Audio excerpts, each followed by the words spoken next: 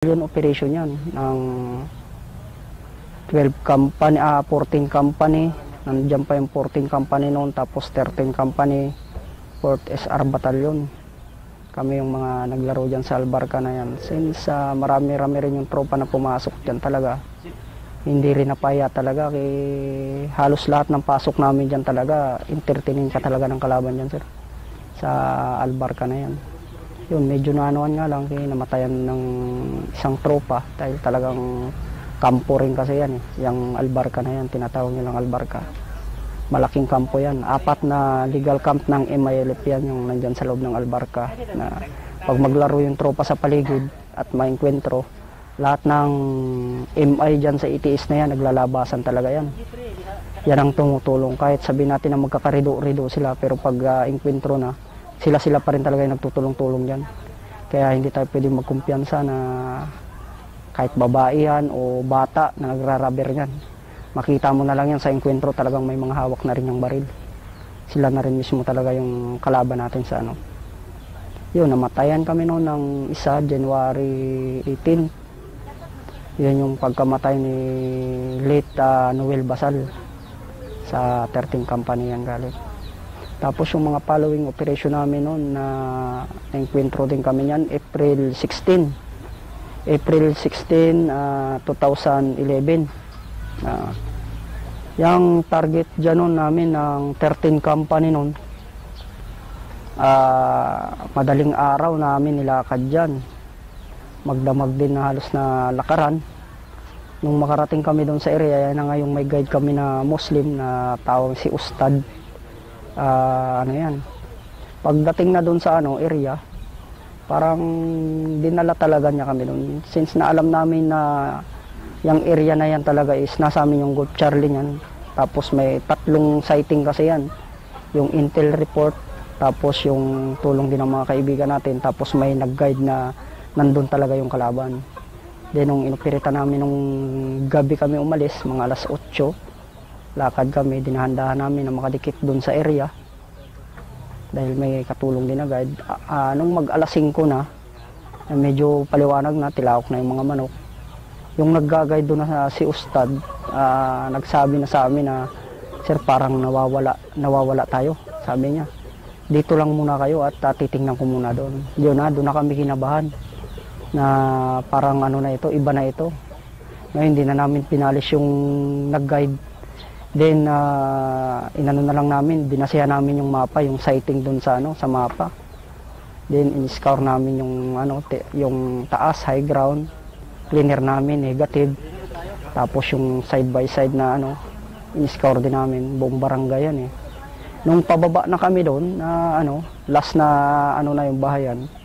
Yun na papalapit kami doon sa bahayan, biglang may nagulat na tao, may Muslim nakamalong ba. Tumalon doon ngayon sa bahay. Tapos may bit-bit na baril. Tapos may nakita rin kaming mga babae, bata. Nakakita na kami ng baril. Pinutukan na namin, inunahan na namin. Then ngayon, siyempre may bata, ang nag-anuman yung officer na si Spire, kaya may mga bata. In-observe din namin, sir, kalaban. Mag-return fire na yung kalaban yun. Medyo nakaano rin sila doon. Nakatama din sila sa tropa. May tropa din tayong nawundidan kasi si-spare yung putok ng tropa, kaya nawundidan tayo ng isa doon. Matagal na par fight yun. Hanggang alas 2 yun. Alas 2, simula alas 5, ang alas 2 ng tanghali yun, sir, hapon. Talagang mabang par fight. Pero dahil sa maganda yung ng operation, na nakarecover tayo doon ng 5 baril. 5 baril, tapos 2 body count. Yan yung na-score natin doon. Tapos mga subversive documents, marami tayong nakuha dahil bahayan yun. Tapos mga bandoler. Tapos yung mga nila, yung mga marami, mga uniform ng mga tropa. Yung mga ginamit din nila uniform ng may sa police, sa army, sa marine, sa halo-halo, yung mga recover din nila na nabawi natin. Nakuha namin yun, sir. Tapos noon, syempre, nawundidan ng 2 tropa yung nawundi doon, sir. Yung kay Lieutenant Asistores, tsaka yung kay Staff Sergeant Goyo noon. Yun yung nabundid. Tapos meron pa sa batalyon, yung si Corporal Sabod, nawundid yan din, sir. Pero dahil maganda nga yung ng operation, medyo okay pa rin, kaya ganun na lang sir yung nangyari sa tropa. Tapos yung mga following operation sa lugar na yun sir, yung mga sumunod na operation doon na October 5, may sighting din yan sir, malaking sighting din yan. Pali kasalan yan kay Jamiri, yan yung sighting nun dyan sa sa Albarca. Malapit din yan sir doon sa pinag-encounteran. Nung madaling araw na pumasok kami doon, naghintay kami ng liwanag kasi narating na namin yung area na may guide din tayo dyan na Muslim. Tinuro din yung area. Pagdating doon sa area, naghintay lang kami ng liwanag. Tapos naka-skirmish na kami. Pagdating na doon sa nung magliliwanag, cleaner na namin yung dahan-dahan na kaming lumapit sa bahayan. Then parang nagulat din kami sa mga tao kaya parang walang reaksyon nung makakita na papalapit na kami, parang wala lang silang reaksyon. Normal lang sir yung nung papalapit na kami. Tapos inipo namin yung mga tao. Pagkaipo namin sa tao, bigla cleaner namin yung mga bahayan. Recover kami doon sir ng mga scoop, tapos NVG. Tapos nakita namin yung mga bayan doon, may mga picture ng mga MI na Pero wala kaming nakuhang baril doon sir. Dahil kabady rin namin doon yung 14 company, nandun naman sila sa taas. Nung nandun kami sa baba na nag-clear pa kami sa barangay, nagtawag ngayon sa amin yung 14 company, may nagpakita daw na 2 armado doon sa taas. Pero hindi nila pinutukan. Baka mabulabog. Hindi man din sila pinutukan. Tapos syempre sa SOP natin, sa Ranger, clear lahat yan. Binalikan namin ngayon. Nung cleaner namin yung taas, sa may eskwelahan, inabot namin doon sir yung mga kape, may mga may init pang kape doon siguro mga nagkakape sila doon. Tapos may mga cellphone pang mga nakasabit doon na naiwan siguro sa pagmamadali nila, nagtakbuhan. Positive talaga yung area na may kalaban talaga. Hinit namin yung taas, cleaner namin. Tapos yun lang nakuha namin yung mga cellphone nila doon na tapos mandayang uniforme. Tapos nung in-scour namin yung bahayan, nung papasok na kami doon sa bahayan, na may mga lead team naman ron, kami second team kami. Yun na, bigla ng nag-aabang na pala doon yung kalaban. Doon din na wounded si late Corporal Gumangan. Doon siya na October 5 yun. Then grabe snipe nila kasi naka-position sila Dahil kami yung yung pumasok naka-position na yung kalaban doon.